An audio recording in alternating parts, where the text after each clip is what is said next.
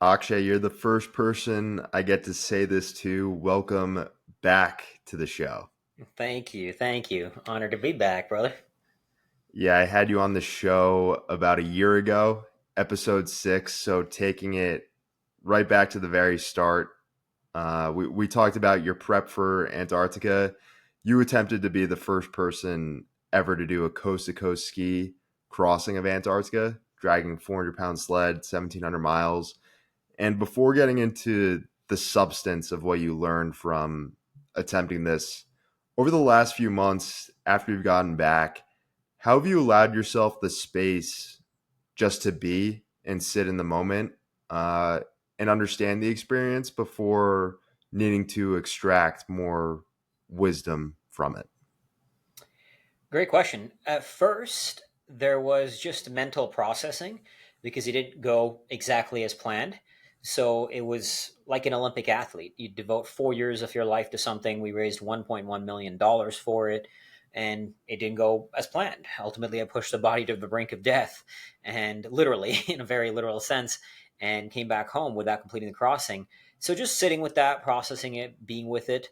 Um, and then starting to reflect on it and share the lessons from it, because ultimately, yes, it was, it didn't go as planned, but it's one part of a much larger mission. And this, in that sense, it was a success because the mission continues. It was an evolution of the self. It was an evolution of my own learnings, evolution of wisdom gained from the absolute depths of solitude and suffering and the extreme edge of the human condition in the most hostile place on earth. So I think just sitting with that and processing that now it's not about you, it's not about me. It's about sharing the lessons and bringing that wisdom because everybody has their own Antarctica to cross.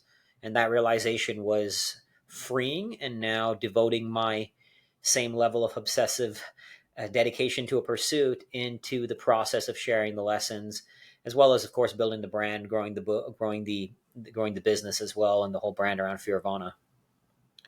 Like you said, you were training for this for 4 years. How have you gone about now not being in that routine and that mindset of working toward this massive goal? There was a bit of an adjustment, but very quickly I readapted to a new way of life.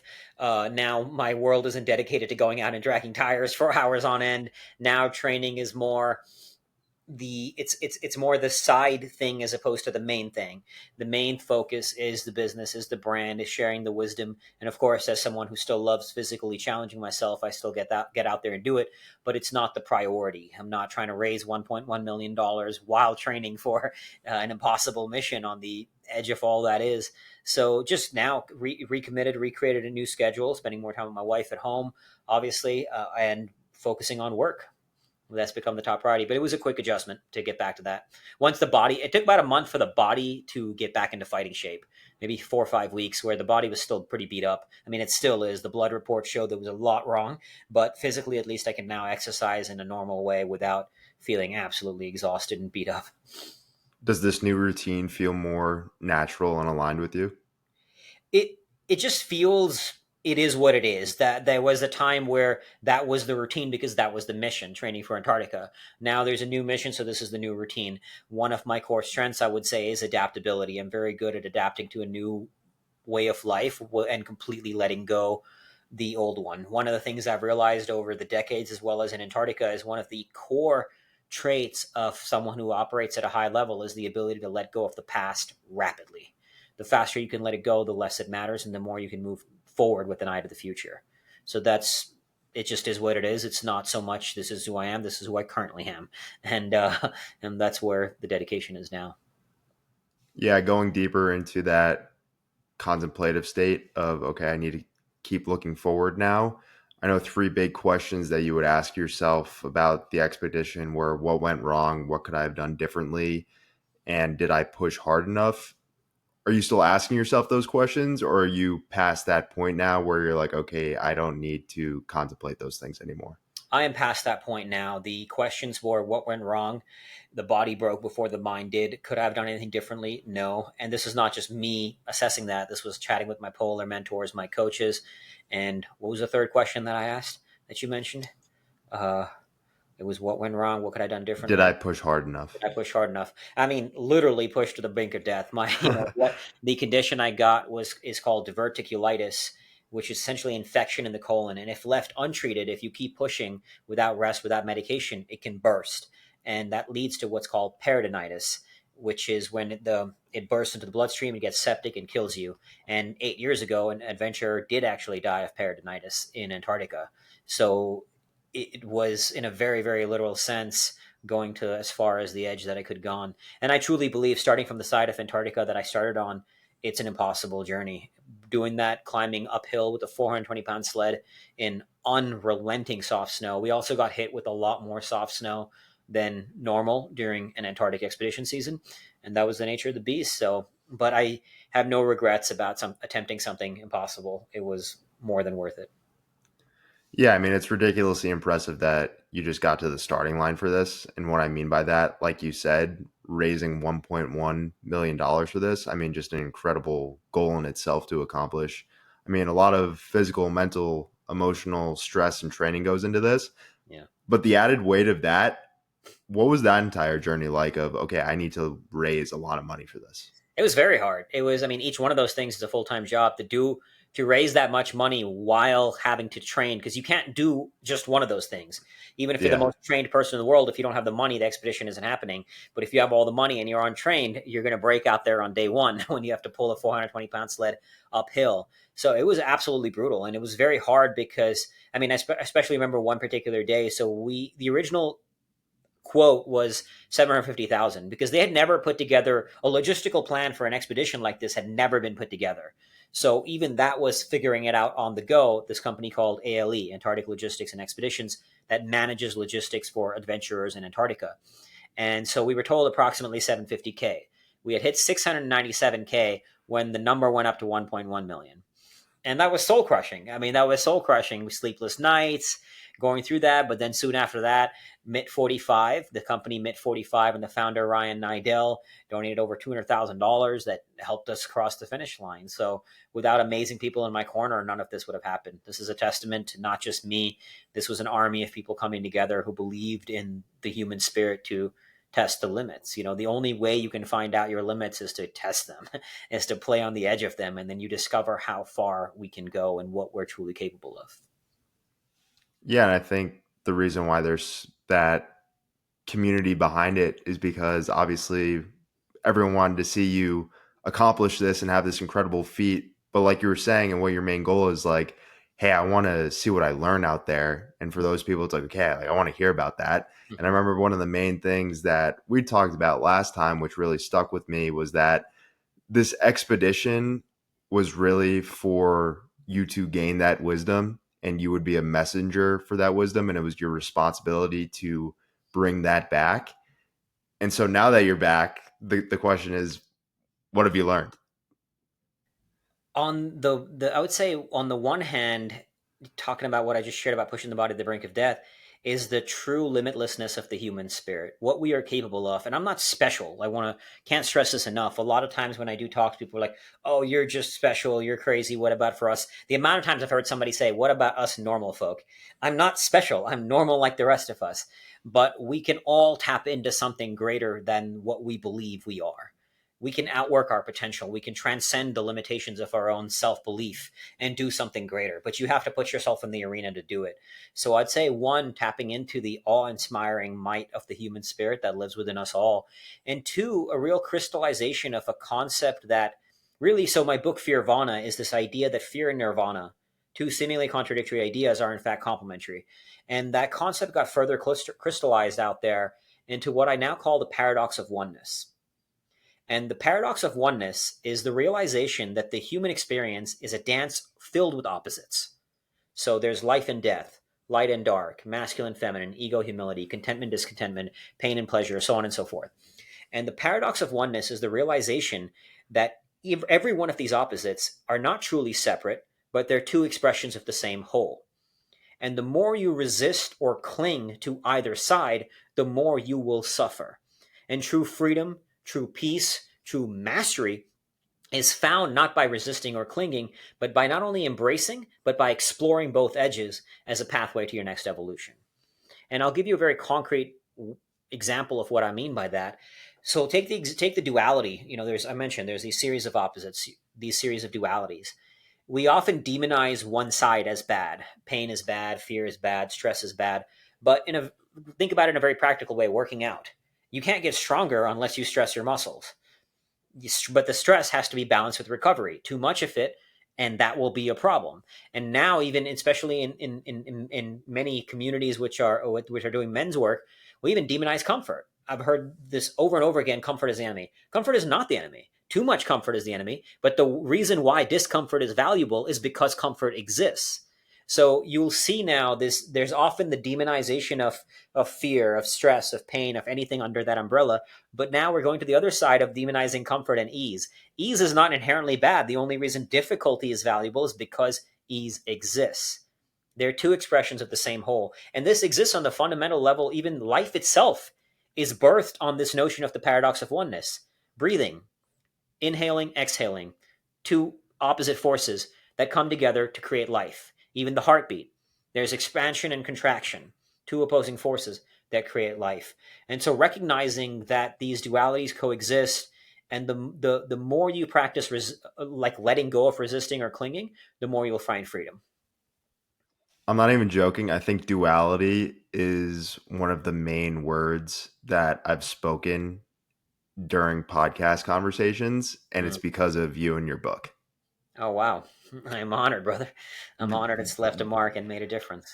The entire mindset and thought process behind dualities is fascinating, and I think it can really help people because, yeah, like you were saying, we love to just stick in that one lane where it's like, no, it's the give and take in the relationship between the two. And that's how you tap into, I mean, you asked what I found out there. I found God. I found awe. I mean, the heights of the human experience, some of the most blissful moments where, even though I was physically as alone, as isolated as a human being can be, I paradoxically felt more connected to God, connected to self, connected to earth, connected to all that is. And at the same moments when I had these blissful moments where I'd literally be tearing up while skiing because I'm in pure bliss, I had some of the lowest moments, just unimaginable hardship, physically, mentally, the body falling apart. But all of those forces coexist in this one microcosm of time, and you get to experience multiple lifetimes. That's what I found is the depths of the human soul. Something that I think will probably become more priceless for you are the audio documentations that you created. Mm-hmm. And that was so fantastic from the consumer's perspective to be able to listen to those in real time. Mm. How did creating those allow you to stay mentally sharp, but also have that sense of connectedness with society, even though you were all alone? At first, I wasn't planning on leaving them as often as I did, just because I was going to be out there. But when I heard from my wife, from my family, how much of an impact they were making, it really inspired me to keep sharing. And then I found out even more upon coming home how much of a difference it made, how people were so inspired by it. And that was really beautiful to find that out even while I was out there. It also became something to think about towards the end of the day while I was cross country skiing with the sled. What's the message for today that I want to share? So it was a good way for me to reflect on my own learnings for the day and also feel connected to everybody who was hearing the audio update. Even if I didn't know, I don't have no idea how many people heard it. I couldn't see the comments on Instagram that people were leaving. I would hear about them from time to time from my wife when I would call her through the satellite phone. But it was a beautiful thing to, in a very concrete way, be able to leave a mark on somebody else battling their own polar storm. Everybody's got an Antarctica to cross, right? Everybody does. And so to be able to leave a mark for somebody else crossing their Antarctica while I was crossing mine, that's what this is about. Every journey, I believe, is more about, it's more than just you and your mission. It has to be. I think that makes it even more impactful that you couldn't be on Instagram or you couldn't see the Yeah. engagement because then there was still that level of detachment of like, Oh all yeah. right, it's Get out still here, right? just me out here. There's an option these days now. You can take Starlink out there and have it, but I don't want any of that. I want it to be away from it all. And That would probably be such a vastly different experience. very much so. Yeah. Would love to run through some of your updates actually and just the points that really stuck out to me. Sure. So for your first update, I know you're a big movie guy. You're a big fan of Black Hawk Down, Green Mile, and you mentioned Al Pacino in the movie Any Given Sunday. Yeah. And you talk about fighting for that inch, and that's the difference between winning and losing, and literally could be between living and dying. And that's something that I talk about with all people that I've had on the show who have done these endurance things like this. I've had James Lawrence on to talk about the Conquer 100, Katie Spots, who rode solo across the Atlantic Ocean, and Mm. just that short frame mindset of like literally just that one step in front. How important was that for you? That is everything. That's the world. Because if your mind starts thinking about, on day one, I got to do 100 more days of this, you're gonna break. It was so unbelievably hard. I mean, I've done a lot of hard things. I've run ultra marathons, and nothing compares to how hard this was. And to the only way I could even get to the point where I pushed my body to the brink of death, as opposed to the mind breaking and choosing to quit before that, was by focusing on that one step. And it applies to life. I mean, it's pure presence. There is value in thinking about the future. You kind of have to if you're planning something great. But if you live there, you're going to break, and you lose not only the ability to create that future, you lose enjoyment in the moment to moment experience that is our life, that is each moment. So being focused on those inches was what got me through. I mean, there was a few days where the two sleds would sink in the snow because it was such soft snow. They would sink in, and I would have to fight them out. They would get caught in there, fight them out. And 3 steps later, this would happen again. And this would go on for 9 hours. Every few steps it'd get stuck in there. And I remember one moment just sitting on my sled and looking up, just saying, "Come on, God, give me a fucking break." And it was so hard, so hard. But how I could get back up on that moment when I sat down on my sled was, all right, focus on the next step. You chose this, so stop feeling sorry for yourself and let's focus on it. And then when you wake up the next day and you see soft snow again and you know that's what's coming, but you focus on that one step. I'm going to get out of the tent. That's all that matters. And it's as simple as a choice. I mean, easier said than done. I get it. Like, there were many moments where my mind kept wandering, but when it does, you bring it back. You bring it back. You bring it back. And that process repeats itself over and over again, not just in Antarctica, but in life. I remember before you left, I saw you posted on your Instagram, you were cutting off like different zippers. It'd be like, just save 4 grams here, Yep. just save 4 grams here, taking out mosquito netting, just save 30 Yep. grams. I'm like, wow, that really put it into perspective. It's like every little thing can make a difference. Yeah. Every little bit. You sometimes you've heard this expression, "Don't sweat the small stuff." That's complete nonsense. If you want to pursue mastery at any craft, sweat the small stuff. It all matters. The inches, the details. Every little detail adds up to shape the reality around you. Getting to feel both alone and more connected simultaneously at once is a spiritual experience. Break that down for me. That's the paradox of oneness, to know that, because hearing me talk about it, somebody can conceptually get it. Okay, I get what you're saying, right? It makes sense. But there's a very big difference between conceptually understanding something and knowing something. Knowing something removes that space, it removes the barrier. Conceptual understanding is just that, it's conceptual. And that's shaped by the constructs that create our reality. What I mean by that, just to make this more practical, for example, let's say I have this. Okay, I'm holding a brown water bottle. Why is this brown? Why is this a water bottle? Those labels were taught to me at a young age, that this is this thing that I'm seeing. Therefore, it's a construct because that's what I've been taught. So there's an imperceptible moment between a pure experience and the constructs that create our sense of reality. And this imperceptible moment, these constructs are not bad or good. They help us move through the world. But when you can go through a moment that transcends the constructs, and you truly get to see that what pure experience is beyond it, that's when you tap into oneness of all that is. And that's one of the core reasons why I seek these journeys on the edge, is for these moments of awakening. In Buddhism, it's called satori, pure awakening, oneness. Call it a moment of enlightenment, whatever you want to term it. But when you tap into this, when you experience it, it opens a door to a place that you can never unsee anymore. And that knowing creates that opening that changes how you then move through life. And that oneness for you, because I feel like a lot of people can perceive that or feel that in a different way.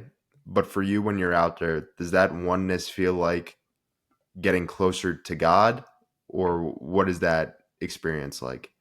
For me, it is very much so. I call it I mean, those moments are moments of tapping into the divine. And we all have our own version of what God means to each of us. There's no right, wrong. But that to me is an expression of transcendence. It's awakening. It's God. It's absolute awe, and that's something that I one of the many reasons why I love doing this is to tap into that in a very deep way, not a conceptual way, but in a way that is fully embodied. You described Antarctica like it's a construct. You say this blank white canvas is the loading program that I get to load anything onto, to paint on this canvas and create on this canvas everything I hear from the voices of the soul. Did you have that mindset going into that? That's what it would feel like? Or was that something like in the moment of like, oh, okay, now I know what this is about? I knew that Antarctica was flat white nothingness. I've experienced flat white nothingness on other polar expeditions as well. But in those early days in Antarctica, I'd hit in a new way where I thought about that scene in The Matrix, that when it's pure white, and they literally call it the construct, which is so cool. When I first saw The Matrix, it never hit me in that way, but that's what it is, right? Our constructs allow us to create our reality. And so when you start acknowledging that the world around you is a construct, it allows you to change those constructs in a way that serve you. So, for example, like when I started running ultra marathons, or before I did, a marathon felt like a long run. When I started running ultra marathons, a marathon was a warm up. But how we perceive that is just a construct of the mind. Everything is, the way we engage with reality is not reality in itself. It's our lens of reality, and we're all wearing some sort of lens in a very tangible way. If I'm wearing glasses that have a red lens, the world is red. But we all have this lens. That's why two people can be in the same room and one person thinks everything is terrible in this room and the other person thinks everything is great. It's just a construct that shapes our reality. But for a lot of people, and I've seen this, they're not aware that they're engaging with the lens of reality. They're engaging with reality as it is and they perceive it to be real. And that's what traps them in the prison of their own mind. But until you start seeing that it is a construct, you can create freedom, true freedom of mind. Have there been any big things yet while you've gone back where you experience it differently, or you look at something, you're like, oh, that I have a different perception of that now? It's given me a new perspective on even working on my business, like sitting down on a computer. Yes, working on building a business is hard. There's no doubt about that. There's different mental challenges, but I'm not dragging a 420-pound sled through the snow. So you know what? It's great. I'm comfortable. I'm on a computer. It's got different kinds of mental challenges, but it alters how you handle struggle. That's one of the core reasons of my teachings in my book, Fear of Anna. There's even a chapter called The Gift of Suffering, is the more you train yourself to seek it out, the more it alters your ability to face it when it's inevitably thrust your way. It also changes who you are on a fundamental level. I didn't used to speak like this. I didn't used to have this degree of inner confidence many, many, many, many years ago. That's built. It's earned on the battlefield. It's earned in the arena. And Antarctica was the toughest arena I've ever been in. You talk about music as well in one of your updates, and how it could be a tool for you, but you didn't want to use it as a crutch because you wanted the natural state to be listening to yourself. When you were out there and you were just skiing without listening to music, are you just thinking in your head? Are you literally talking to yourself out loud? What does that look like? A bit of both. Sometimes just, yeah, being in my head, letting it go where it goes. Other times mumbling to myself, talking out loud to myself. There's nobody there, so who cares? You're just talking out loud, sometimes screaming out loud, but just being with myself and allowing what will show up to show up. And not every thought is a quote unquote positive one, but you be with it, you struggle with that, you face it, and then you keep rising. And navigating that is one of the core challenges on this. The mental challenge of an expedition like this is harder than anything else. It's not as dangerous as, let's say, mountaineering, where you can literally fall off a mountain, because in this case, you're just walking on flat white nothingness. But that's what makes it so hard, is the mental challenge of that. On a mountain, as you go up and down the mountain, the views change. The terrain is different. It's more dynamic. Sometimes when you're on the, and I've experienced this while mountaineering as well, you're on a thin ridge line with thousand of foot drop on each side of you. You're not wandering. Your mind is right there. You're thinking about that step because there's consequences. In Antarctica, imagine just walking. Imagine staring at a wall, a white wall, and just walking into that all day. That's kind of what it's like. And if you do that, you'll see your mind will take you everywhere. And facing that is the ultimate challenge. Yeah, I couldn't imagine that. That would be, for me, mind numbing. It is mind numbing, and you're doing that while dragging a monster of a sled. So that's the unrelenting mental challenge of Antarctica. But that's part of the draw as well, is, and talking about what I found was the capacity of the human spirit to endure. Our minds are so much stronger than we think we are. They think they are, but we will never know that unless we actually put that to the test. And you can see what we can do with our minds and who we can become and what we can tap into. It's awe inspiring. So obviously you had the audio recordings that would go on Instagram that you documented stuff. Were there other things that you were doing to document the entire process or the experience, whether you had like different thoughts or different like pieces of wisdom and you're like, oh, I need to concretize this in a way? Like, would you write stuff down like while you're out there, or what did that process look like? I would shoot a video journal at the end of each night as well, because we're working on a documentary to tell the story about it. So I had video journals that I shot while skiing. In hindsight, there were some insights that I wish I had recorded, and it was kind of no way to do that. But I do remember, I don't remember exactly what I said, but I remember having moments of things that I said. I was like, oh, like even today, I'm like, oh, I wish I remembered exactly how I put that. But that's part of the experience. It was meant to be in that moment, and what was revealed was revealed. Your mantra for your training was die alive. What does that mean? What that means is, in every moment, there's a version of us that will never exist anymore. So the version of me that woke up this morning, for example, will never exist again. Never. That version of me in that moment of time in that place is gone. It's dead. And when you think about that, when you actually realize that a part of you, a version of you, is dying every moment, it reframes how you shape reality. And that's what die alive means, is if one version of me is dying every moment, I want to die as alive as possible. And it made me feel more alive in the moment to moment experience of life, remembering this. There's a reason why the Greek philosopher Heraclitus said, no man ever sets foot in the same river twice, for he is not the same man and it is not the same river. At a younger age, when I first heard that, I didn't fully understand it. Now I do. It was conceptual. Now it's a knowing that there is a version of us dying. And so when I think about this, and I wake up in the morning and I realize that this is gone, this day, this moment, this part of me, I want to feel this moment alive. I want to experience this moment alive, and I want to live this day as if it is my entire lifetime. Not so much this notion of live every day like it's your last. I think that's a little silly, because if it truly was my last, I wouldn't do some absurdly hard shit that I'm doing in the moment. It's more as, with an eye to this future that I'm creating, live this day as if it is my entire life. So there is no tomorrow, there is no past. Because even doing something like what I did in Antarctica, or even if you're working on this on a business day after day after day after day, if it feels monotonous, it's because you have an eye to the past and the future. If there is no past and there is no future, there is no monotony. Monotony only exists because there's a past and a future.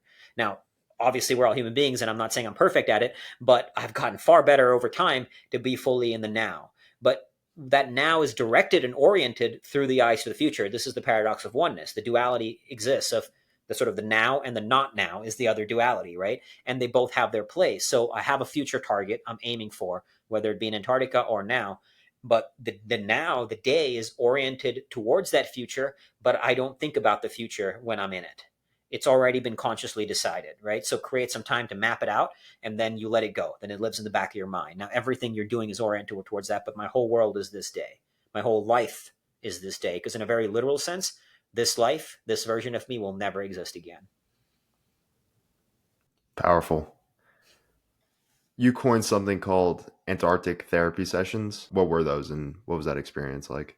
They were these moments where I'd be skiing, cross country skiing, being in my own thoughts and processing my stuff, processing my demons. I had worked through a lot of stuff because, as you know, before going to Antarctica, I had done solo expeditions. I had been in darkness retreats, had sobered up after struggling with addiction after the war in Iraq. So I had done a lot, but we're all human beings. There's always more that arose. So thinking about that, processing that, being with that, there was a moment where I thought a lot about, there was a fear. What are other people going to think of me if I don't complete this? Are people going to think I'm weak?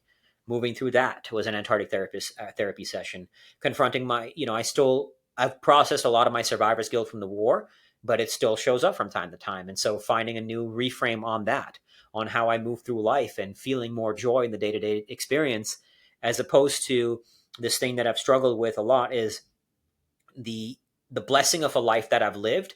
And I've seen people in war zones. I've worked with survivors of sex trafficking, former child soldiers, people in poverty. And the only reason they are thrust into hell is because they were born there. They didn't have a choice. And I got lucky by being born to great parents. And as a result, I was blessed with a million times more opportunities than people in the darkest corners of hell. Why did I deserve that? I didn't do anything to earn that. So processing that, being with that, and recognizing that that doesn't have to be a barrier to joy. If anything, it can be joy can be a weapon to do something about the suffering on earth. And if part of my mission, which it is to bring people more peace and fulfillment, I have to embody that. So that was a big awakening for me as well. It's not that I was miserable before Antarctica, but it opened up a slightly another avenue of joy that I didn't have before. You think physical exertion is the best way to unlock that? Yes, because physical exertion is the only avenue that taps into mind, body, and spirit. I've been in darkness retreats where I sat completely still with myself for 7 days the first time, 10 days the next time. And it challenges you tremendously, mentally, spiritually, emotionally. But when you're doing a physical challenge, especially, this is why I love long endurance, is that it will open up all those avenues of expression. Because when you do something long enough for time, like I did in Antarctica, or even forget about Antarctica, go for a 12-hour walk. You don't even have to go for a run. Go for a 12-hour walk or outside. It'll tap into your mind. It'll tap into your spirit. So it's the only way to activate all elements of the self, mind, body, spirit. An interesting component to this that I want to dive deeper into. So, day 40, you spent your 1 year wedding anniversary out there. And you said about your wife, Melissa, that she had made this mission her mission. What do you think the biggest differences would have been doing this if you were single versus married? It's the number one thing I thought about on all my expeditions before I met Melissa was the desire for a partner, for love. And even if you look at research, the two ways that people find greater happiness and joy is, one is channeling your purpose, which I was living. The other is connection. It's love. It's relationship. Partnership is, I think, the core of that, but even, of course, relationship with friends, family as well. So it was fundamental. I mean, every day, there was not a day that went by in Antarctica where I didn't think about how grateful I am that she came into my life, and this beautiful, supportive woman who's just so driven in her own right, but also so supportive of this mission and made it her own. So I think it was transformational. I mean, even on a very practical level, she was funding our life before I went to Antarctica. So I always joke that I was a sugar baby was my job title, because I was training kind of full time. And so she was funding our life. Now, would have found a way, I'm sure, but I can't imagine now doing it without her, not only in a emotional way and mental way, but also in a very practical way of how she supported our normal day-to-day life while I was able to focus on this. I mean, whatever dollar I was making before Antarctica was going directly towards the crossing fund. So, you had trained for this when you were single for about 3 years before you met her? Yeah, about 3 years. Yep. 2.5, 3 years. Yeah. And so I'm really curious to know if you don't mind sharing just a little Sure. bit. Like, when you guys first meet, is this like something you come out like write it and say and be like, hey, like I'm Akshay, like I'm trying to ski Yeah. solo across Antarctica. So at the time when we first met, I was scheduled to go to Antarctica about 3, 4 months later in 2023. When I was scheduled to go, and I was not even remotely interested in dating for obvious reasons. I was ready to go to Antarctica. I didn't think anybody wanted to date me, let alone I don't have the bandwidth. And she was new in town. A mutual friend of ours, even when how she moved here was on intuition. She did a very deep meditation retreat called 40 Years of Zen from Dave Asprey, and had a vision of a future partner on intuition. She broke her lease in Portland, Oregon, where she lived, and moved to Scottsdale. 2 months later, we met through a mutual friend. She came to a gathering that I hosted here, and at my place, and she heard about me that everybody knew that I was doing this thing, so it kind of came up in story. So she's like, there is no way I'm going to date this guy.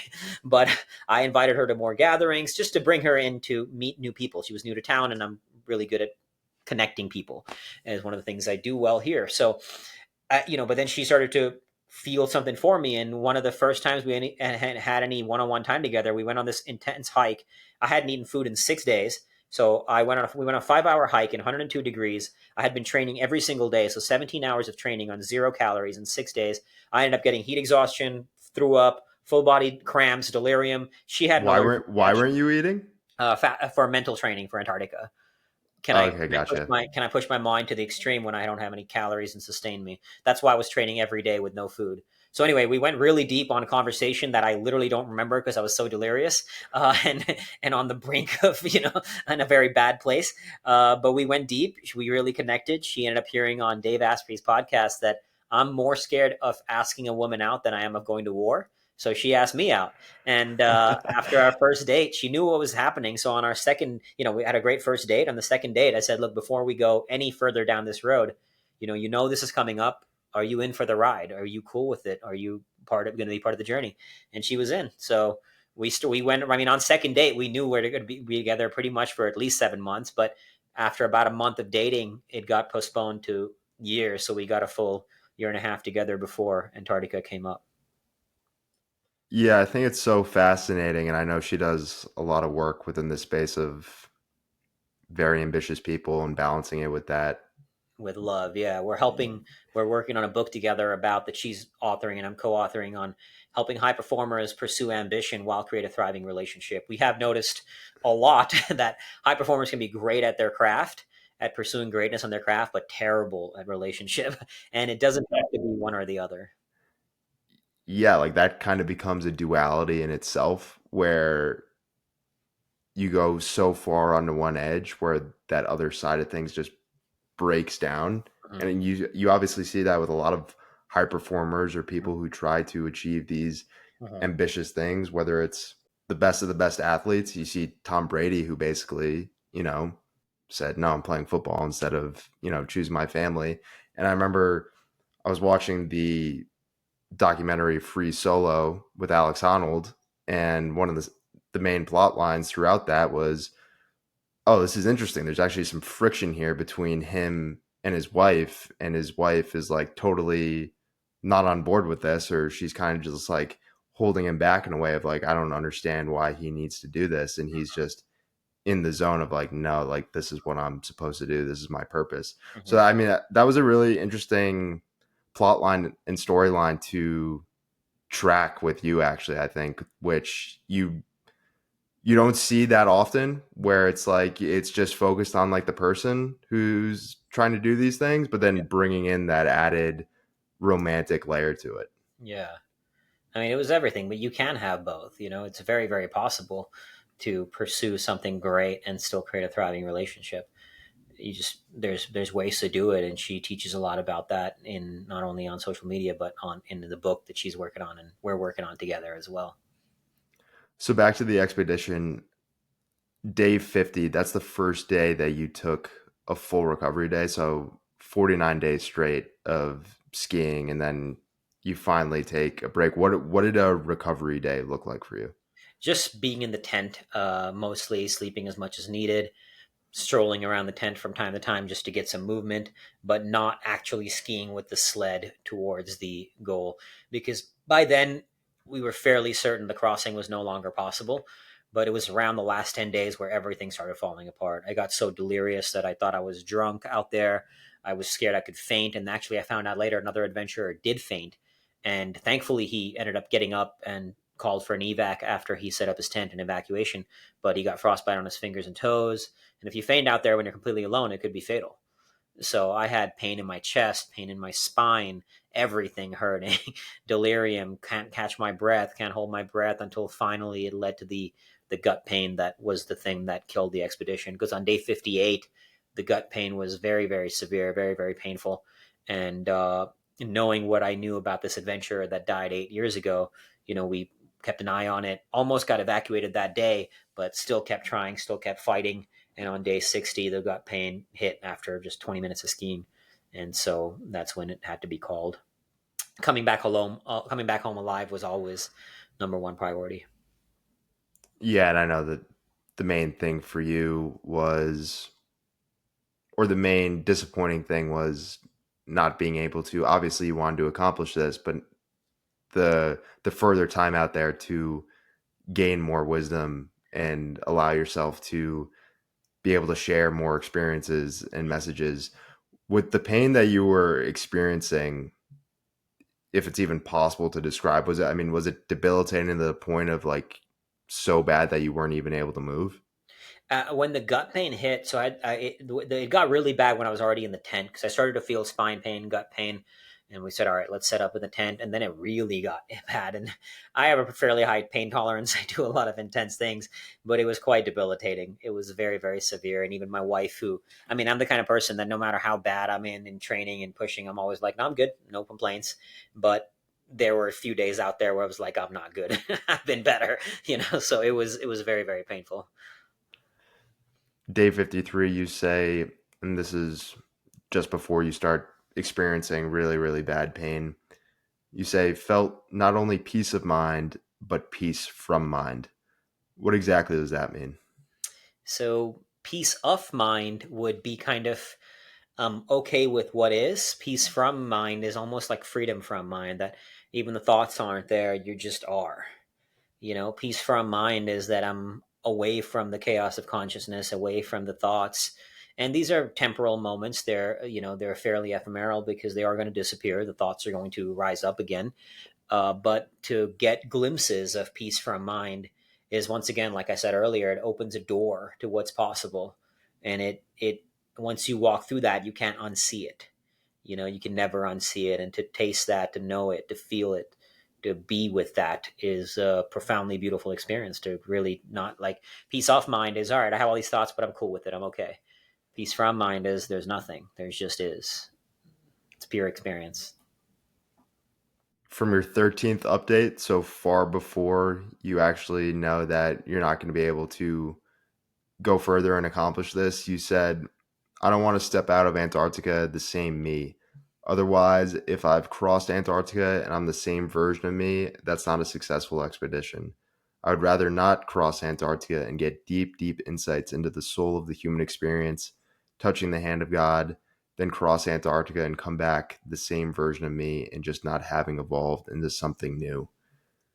What have you learned about yourself thus far? Obviously, you have all this wisdom that can be shared with people that can impact their lives. But for you internally, just on a singular level, what have you learned about yourself?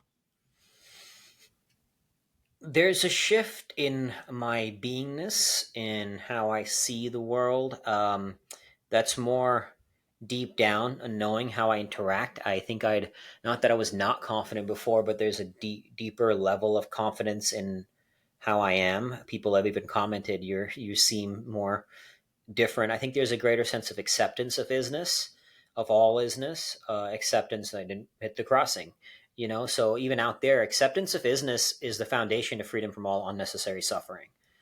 And what I mean by that is, I talked about earlier by resisting or clinging.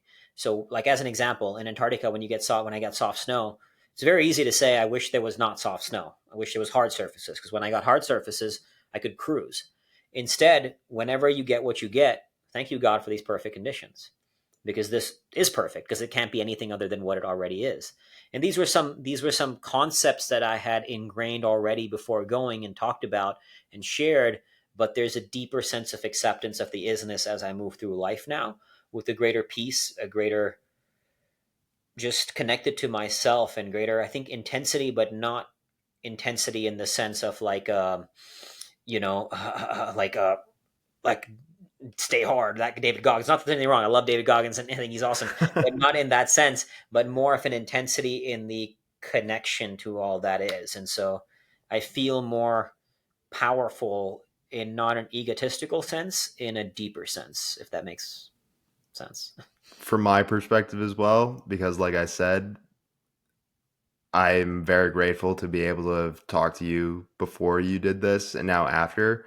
I can definitely see a difference in your energy that I can just feel it and the way that you talk. And I think the way that I see it as well, and not saying that you weren't like this beforehand, but you just seem like very resolute and just like stillness Mm-hmm. versus beforehand, not that you weren't those things, it's just like a lesser degree. And that's the way that I see it. Well, I appreciate you saying that. Thank you for the acknowledgement, brother.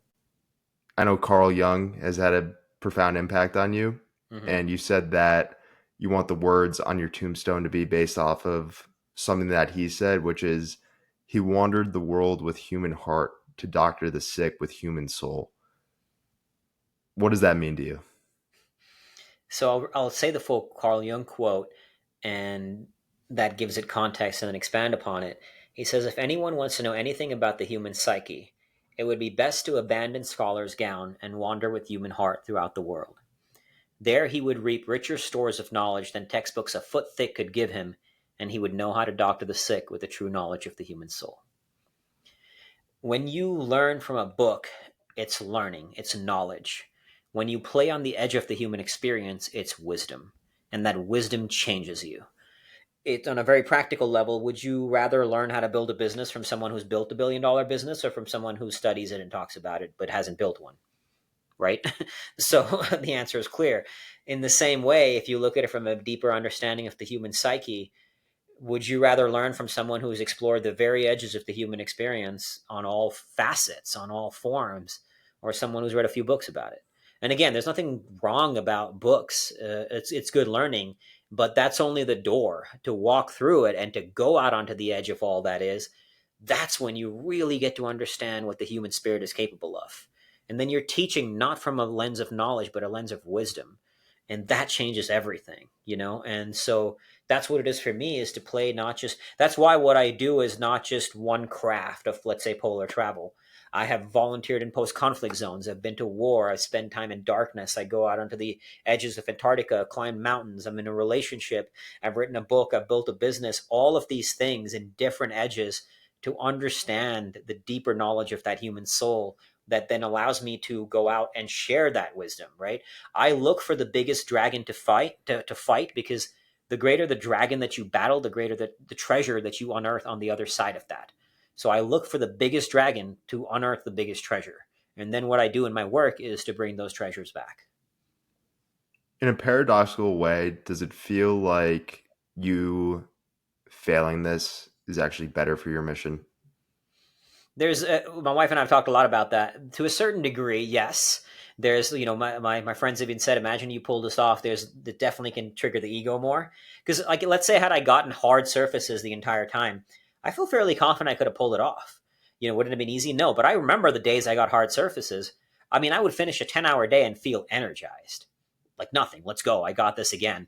But the days that I didn't, which were more often than not, and I got soft snow, I was dying at the end of every one of those days, which were most of the days. The last few hours were absolutely brutal. So had I not suffered the way I suffered, had I gotten an easy ride to the finish line, it wouldn't have changed me. It wouldn't have, like, I don't, even before this, you know, before Antarctica, I'd done a lot of hard things. I ran 24 hours ultra marathons, but whenever I talked to them about them, I wouldn't sort of ever acknowledge how hard they were. It's not because I didn't find them hard. It's because, like, oh, it's, you know, it's kind of hard. But this is the first time that I think I've ever said, oh, this was unforgivingly hard. Like, it's hard to describe how brutal this was. And I don't say that lightly. Anybody who knows me knows that I don't say that lightly.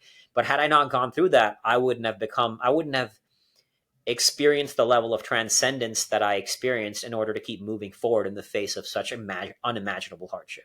And that transcendence is everything. In Maslow's hierarchy of needs, he talks about self transcendence. What's known is self actualization is the top of the pyramid, but what's not as well known is that self transcendence was actually higher than that. And Viktor Frankl puts it beautifully when he says self actualization is the side effect of self transcendence. When you put yourself in the depths of suffering, it forces you to transcend in order to move forward in the face of suffering. Because the very nature of suffering is that it sucks, is that it's painful, is that it's hard. And so suffering is a training ground for self transcendence. So when you put yourself through unimaginable suffering, it allows you to get exposed to a greater level of self transcendence. I think the accomplishment, and this isn't just to like put a good spin on things of like, oh, this is great that you failed. This is why it's better. But I just think like with the accomplishments, it can overshadow the conversations that you have and the questions that you ask, because I think the conversations then become more geared towards, oh, tell me about how you did this, like what was the play by play of Mm-hmm. the work that went into this, Mm-hmm. where in actuality it's like, okay, what did you learn from this? Because that's something that I always say. Like I said earlier, I've had people on who have gone on to accomplish great things like this, and it's like, okay, like yeah, like that's the stepping stone, like let's start there just to like put into context about like how actually insane this is. But like at the end of the day, I actually like really don't care about that, because what did you actually learn, Yeah. which is like stuff that like people can actually garner from it. Yeah. And I think that obviously it would be an incredible thing to be able to add to your resume of, yeah, I skied solo across Antarctica. I mean, that would be absolutely insane. But I think that decreases the weight or the importance or going underneath the surface of what you actually learned. And I think the failure of that actually allows that to happen more freely, because it's like, okay, you failed, but you still did this. So what did you learn from that failure? Yeah, yeah. I mean, what I did was no human being on Earth had ever even attempted it before. So, in that sense alone, it was quite a historic feat to even step into the arena to attempt something that's on the very brink of impossible. Because that's the thing. Like, if you had all the time in the world, theoretically, you could pull it off. But in Antarctica, you don't. This is not something in the normal world, right? Like, Antarctica has a season that ends and goes into winter. And so you have to get out before Antarctic winter hits, or there's no planes flying there. So it's a very, very unforgiving place that creates a lot of constraints and is very dependent on luck. That's why we didn't even get a good weather to fly to the other side of Antarctica to start. Had I gotten a good weather window to fly there, maybe the game would have changed. But it is what it is. Yeah. And I also heard you recently talk about how the 500 miles that you did ski was like the hardest 500 miles of the entire thing, which is, It was all uphill and the steepest portion of the route. After that, I had already started to experience it. It was more gradual, and then after the South Pole, it would have been all descending and flat. So I had to do the all the uphill part with the heaviest sled any man has dragged from the coast of Antarctica. how much farther would you have needed to go to get to that downhill spot? The South, I would have had to go about another 300-400 miles. Oh, wow. Okay. Yeah, 300 miles, I think. Yeah. Wow. Crazy. I mean, so one of these people that I'm talking about who I've had on who's done these very long endurance things, really interesting woman. Her name's Edie Littlefield Sunby. Hmm. She was diagnosed with stage 4 lung cancer. She was practically given like 3 months to live, but has gone on to live for years down the line. And her big thing is like movement was a part of her healing process, just continuing to move. That's what helped her with her cancer treatments as well. So she walked the entire El Camino Real Oh yeah, in yeah. California and Mexico. I think it was like a total of 1,600 miles. That's awesome. Remarkable. I mean, she did it with one lung, and just an Exactly. incredible, incredible woman, and an Yeah. incredible conversations. And in her book, she has this line, which I think is really fascinating, which also gets to the point of it's not so much the accomplishment, but what we get from the accomplishment. And she says, in the desert Sierras, a man is but a wind that passes and does not return. The desert doesn't need water or man. It quickly erases man and reclaims itself.